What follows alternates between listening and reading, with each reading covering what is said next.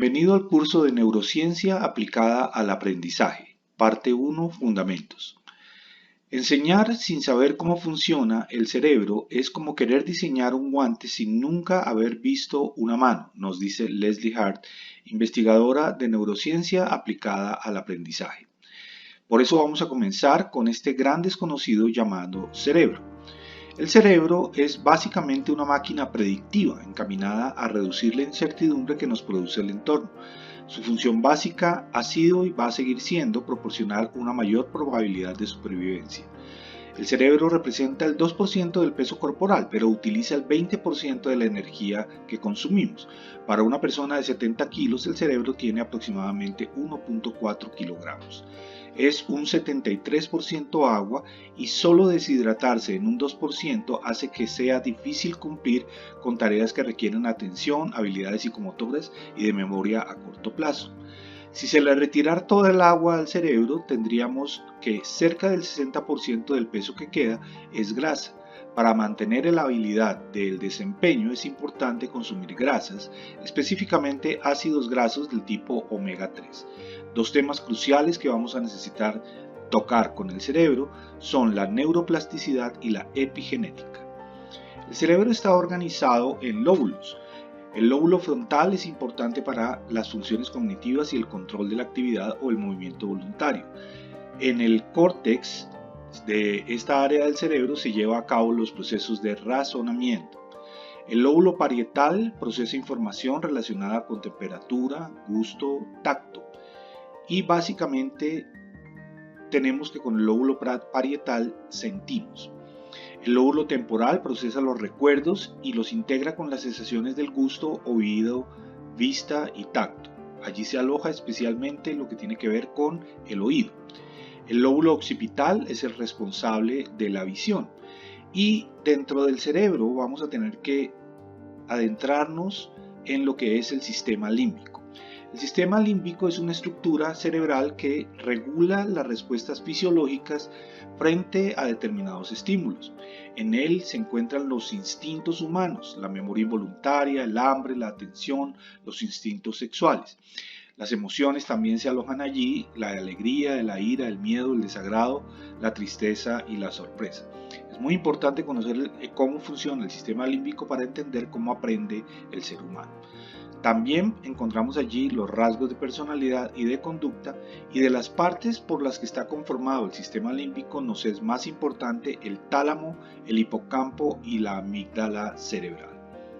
Veamos entonces en detalle un poco estos órganos que tiene el cerebro por dentro. Podemos ver que nuestro cerebro se comunica con el exterior a través de los sentidos. Tenemos el sentido del tacto, del oído, de la vista, del gusto y del olfato, y hoy se considera como parte de un cerebro eso que llamamos intuición o ese sexto sentido que muchas veces ha sido mencionado.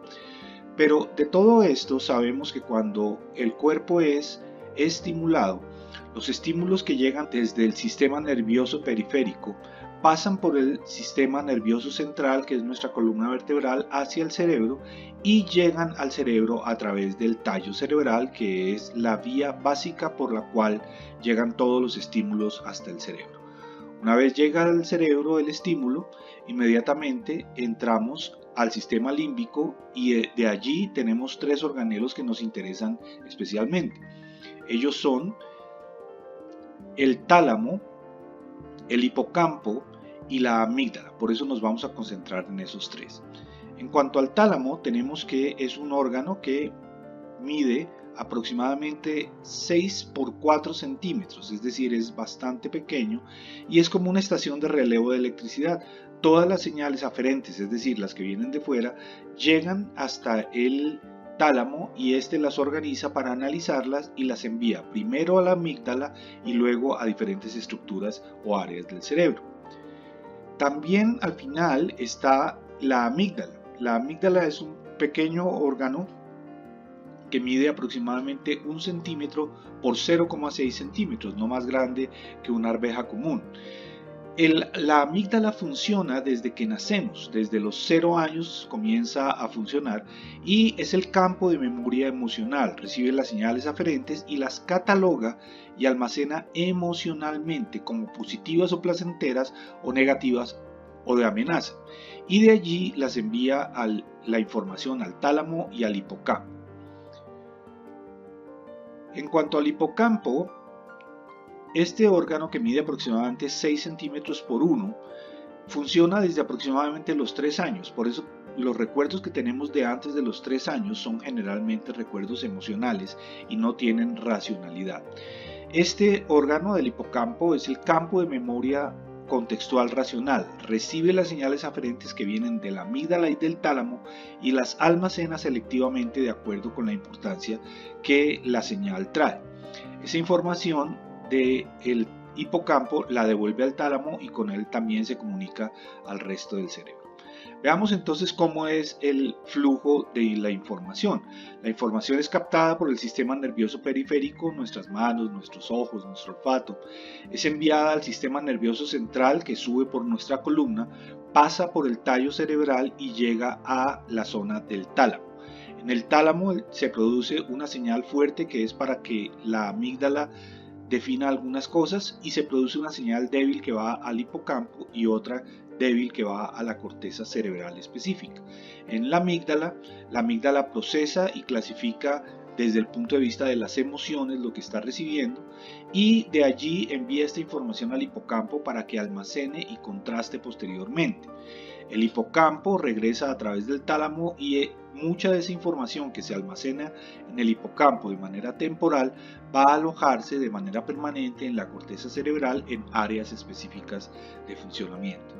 Cuando un estímulo llega al tálamo, pasa por la amígdala y el hipocampo, la corteza produce una respuesta que va a ir a través del tallo cerebral de regreso, va a impactar el sistema nervioso central y de ahí van a llevar las órdenes al sistema nervioso periférico.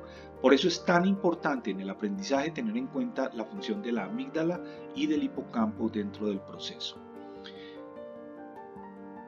El cerebro se organiza también en hemisferios.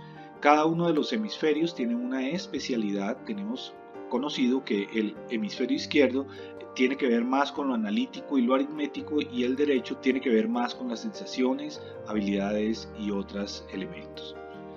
En cuanto a hombres y mujeres, la realidad es que el cuerpo calloso es el que está en medio de los dos hemisferios, izquierdo y derecho, y en las mujeres el cuerpo calloso produce una gran comunicación, una gran vía de comunicación entre ambos hemisferios.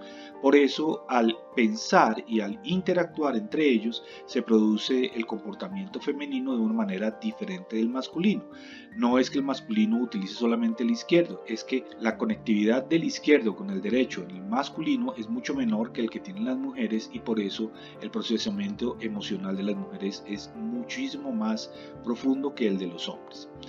La neurociencia se ha encargado de hacer análisis, y desde hace un tiempo para acá hemos dejado de tener teorizaciones y hemos comenzado a poder comprobar cada uno de los elementos que van sucediendo.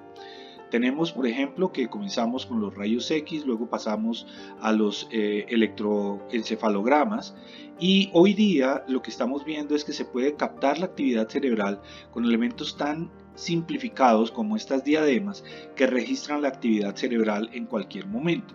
Ello se aplica, por ejemplo, colocándoselo a un conductor y observando a dónde se dirigen sus ojos, cómo reacciona frente a diferentes elementos.